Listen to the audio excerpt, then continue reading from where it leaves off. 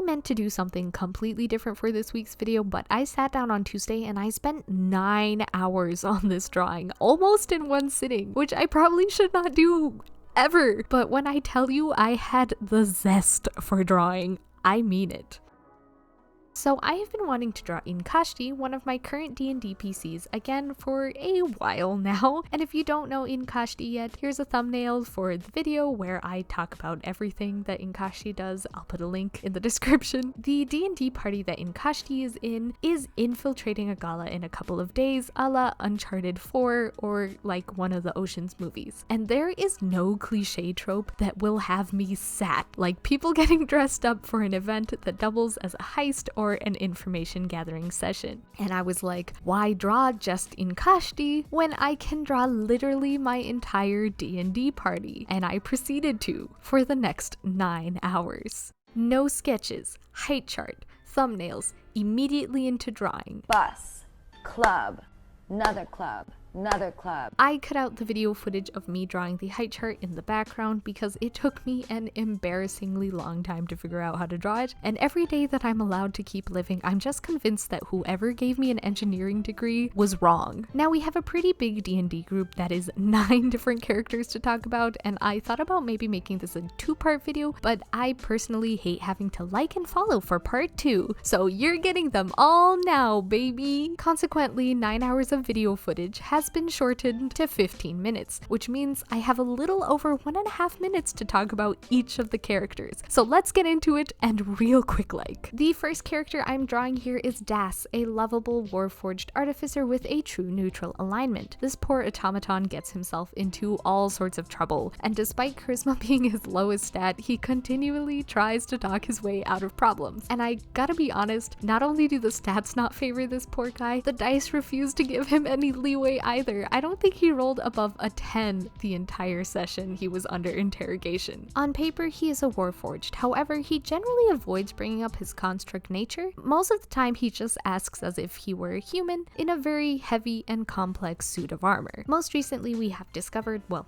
I say we, but it's pretty much just him because he had a solo encounter, and the rest of the party in-game is unaware of this meeting, but Das's creator, an elf by the name of Sylar, has been successfully forming warforged, but only through the use of illegal human experimentation, leading us to the conclusion that Das was once a tortured human. Sylar made new contact with him in session 3, where she asked him to conduct secret missions outside of the knowledge of the rest of the party, and Das, being her loyal warforged, agreed. And I am incredibly excited to see how that story thread develops. So this next character I'm working on is a pale tiefling warlock by the name of Kralem. We actually know next to nothing about him because the player has only been able to attend the most recent meeting where he was introduced as reinforcements sent to our little squad, so we'll just have to wait and see how his character develops. Because I did this for fun and not commission, I didn't take the time to get a deep, in-depth description of every single character and was only going off of approximations based on either pictures or what we had heard in-game, so Kralem and a couple of the other characters might be a little different than what I have drawn here, but the general feedback from the party was pretty good, so I'm just going to assume that everyone was pretty happy with how theirs turned out. Also, you might notice that they are not wearing traditional 3-piece suits, but instead clothing inspired by formal wear found in the Middle East and South Asia, and I took a particular heavy inspiration from the beautiful clothing found in the country of Turkey. Our campaign is not set in your typical English medieval fantasy land, but actually in a thriving city that is in this sort of hot, arid,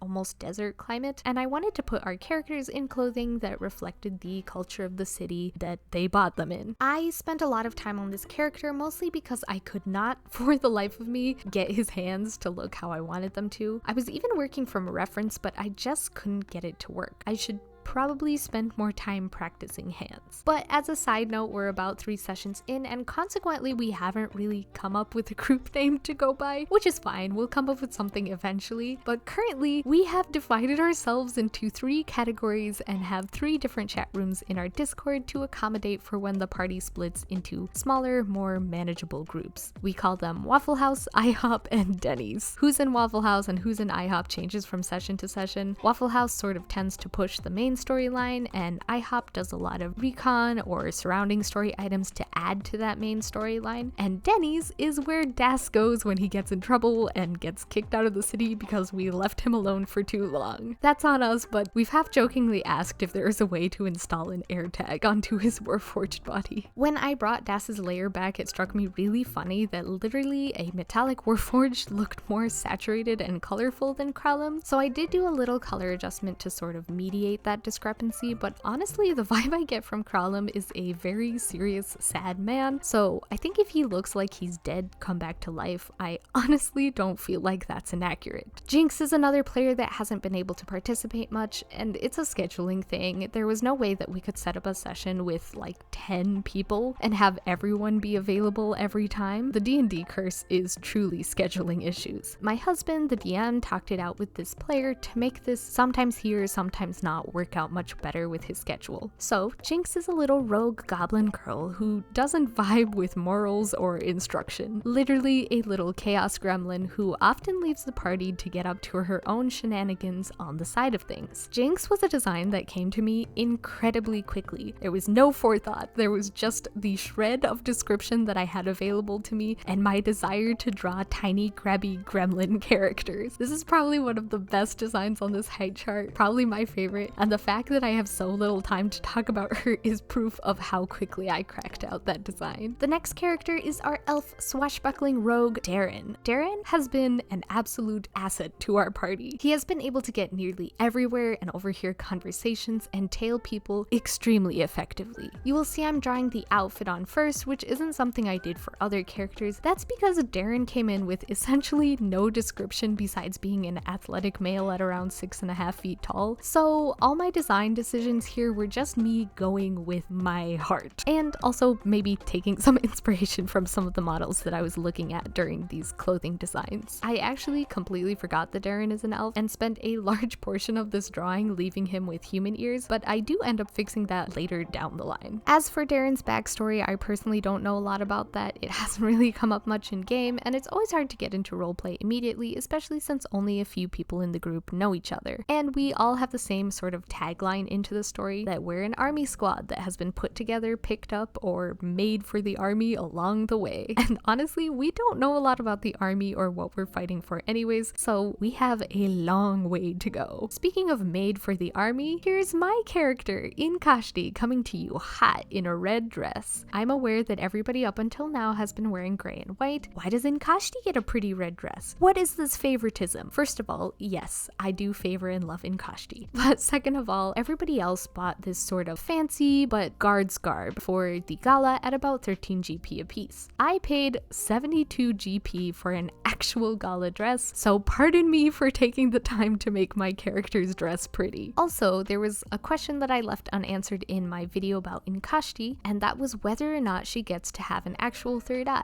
Clearly, in this drawing, she doesn't have it, but the answer that the DM has for me is essentially not yet, which as a statement is both terrifying and exciting. On my Ankashti video, Kuroganeko commented Targaryens everywhere, and honestly this gala red dress look is definitely making her look even more so. Rhaenyra Targaryen, anyone? I actually have seen next to nothing of Game of Thrones or House of the Dragon, so I have no idea what likening Rhaenyra to Ankashti means in terms of character, but I can appreciate a good aesthetic when I see one. Some development has occurred for Ankashti. She is taking up sorcery now that the party is at level 3, and I was very lucky to have 2 pretty high rolls on my character sheet, so I have both a nice beefy wisdom stat and charisma stat, so I am well on my way to my spell splitting ultimate support. I decided to go with shadow sorcery, and I know with sorcery it's the power that chooses the character and not the other way around. I don't know if the DM plans to work with that, as his magic system is a little fun and funky fresh in terms of deities and whatnot else, but I am very excited to be delving into shadow magic. I have mage hand now and I feel unstoppable. Another thing is that her position in the squad is higher than I anticipated. I initially thought that Ankashti would just be a another soldier, low-level fodder for the battlefields. While she's not the sergeant of the squad, she is certainly a close second to that, but she doesn't carry much political sway in her home country, especially since her origins were with the intention of making her expendable. Next, we get to see the actual sergeant, a character by the name of Haskell, a human Echo Knight fighter. I love me some Echo Knights. It is such a beautifully creative class. It opens up the battle map for so many interesting interactions, and if you want a creative fight, I highly recommend picking up an Echo Knight at some point if your DM will allow it. Now, the player for Haskell didn't choose to be sergeant. The role was sort of bestowed on him, as things in D&D so tend to be. His background implied a decently long-standing role in the military after escaping the guillotines and fashioning a polearm glaive sort of weapon out of the blade that was intended to dispatch his head from his body, which is incredibly cool, right? The player has picked up the role really well though, really leaning into knowing the other player's strengths and weaknesses and helping to guide them into situations where they can use their abilities to the fullest. Now, I do want to say that Haskell's character design is not one that I made by myself. There was a different artist who drew fan art for his character before me, so I took heavy inspiration from those drawings. And the first time we saw their art, everybody agreed that if we fan cast Haskell, it should be a young Henry Cavill, which ultimately led to me at 4 a.m. fan casting the entire group.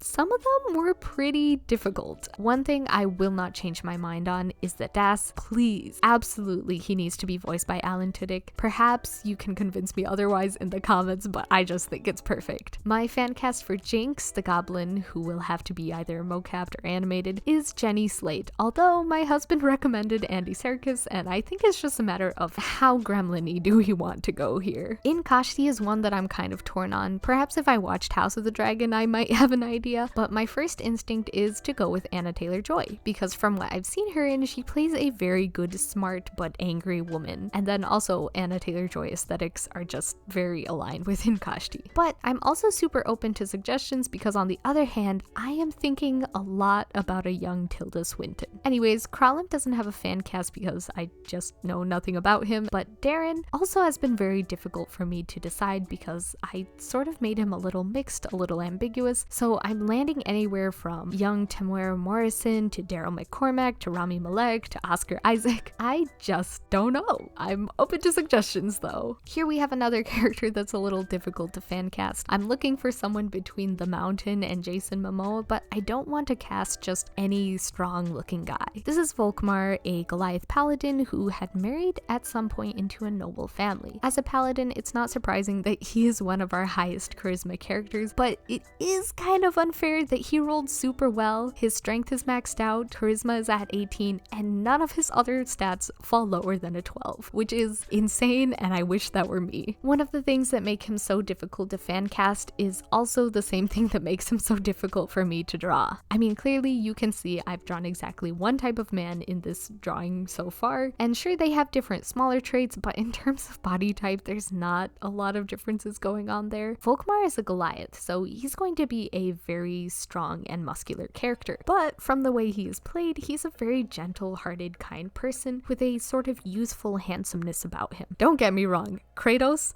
a good-looking guy, but Volkmar isn't going to have that same sternness about him. And I just had a really hard time mediating his strong but soft personality, and a lot of the reference images that I was looking at depict the typical brutal, tough Goliath that you get. So I definitely like to try my hand at Volkmar again, and especially when I'm not like 6.5 hours deep into a single drawing. And he also gets a blue suit because his outfit costs 25 GP and he's a noble, so there's that. Charisma characters get to do talking and consequently get colorful outfits. With 2 characters left, we have Claudia. She is a wizard centaur, but the player took a level into cleric, I think, to have access to the spells, but again, primarily a wizard with a fire affinity. She learned to develop her powers while traveling with her nomadic centaur group and is described as a quiet, wide-eyed character who goes crazy while in battle. The descriptions the player had for Claudia's home life makes me think she comes from a sort of Nordic region, which I took a lot of inspiration from for her character design. design. I do not spend a ton of time working out the details for her horse portion just because it's going to be covered up by Haskell and Volkmar by the end of the drawing. My fan cast is tentatively Elle Fanning because I feel like Elle Fanning plays a good youthful looking person who can also go crazy at the drop of a hat. Claudia hasn't been a super active participant in the goings-ons, and when she was, I was in the Waffle House and she was in the IHOP, so I heard nothing about the interactions the player had with people. Mostly, the player seems interested in just having a lot of spells, which I suppose is a reasonable thing to want as a wizard, and we shall see how this develops over the course of the game because that's D&D, baby. Designing clothes for people who have horses on the bottom is a little interesting. They feel so empty without any sort of regalia anywhere, and I would have liked to put maybe one of those medieval horse tapestry coats on the centaurs, which I learned is called a caparison, but of course we didn't buy it in game, so I did not include it in the drawing. Last and absolutely not least is Kaiser, who is one of my favorite characters to watch make his way around the game. Don't tell the other players. Clearly he's a centaur, but he's also a multi-classed barbarian and fighter because this guy wants to bonk some folks. Kaiser is a sort of protective character, a little headstrong, but also always wanting to be part of the action, and it's incredibly entertaining watching a centaur stealth around with the rest of the party. He is the only reason my poorly made height chart even goes this high because the horse section of himself is proportional to an actual horse as per the player's description, contrary to the D&D listing that states a centaur would be 6 to 7 feet tall with the horse shoulders standing at 4 feet tall. But since it's all flavor, I don't see why he can't be that tall, minus the part where Ankashti is absolutely comedically dwarfed by Kaiser, let alone Jinx. My fan cast for him is Ben Barnes, which, you know, when I watched him in Shadow and Bone, I absolutely did not at all make the connection that he's the same guy who plays Prince Caspian in the Narnia movies. That was just a really wild realization for me.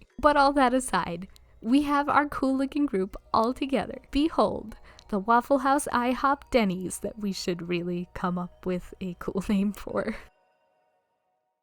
Did I neglect my adult responsibilities for this? Yes, absolutely I did. Was it worth it? Incredibly worth it. I have a few extra dishes to clean today, but the sheer joy that erupted in the Discord chat when I shared this art just made me feel so happy that I do so much fantasy character art and design and was able to put something like this together. Please, I would love to hear any fan casting advice in the comments, any headcanons, or which one of these characters are your favorites. It's okay, you don't have to say Ankashti. I'll forgive you. That being said, I love you all so very much. I hope you're having a great day. Thank you for your support and watching my video, and everybody please wish upon shooting stars that I have the same hyper focus for my next video, but also better time management, because even though I've made it this far in life, I'm not sure that it's healthy to keep living life in such extremes, but who knows?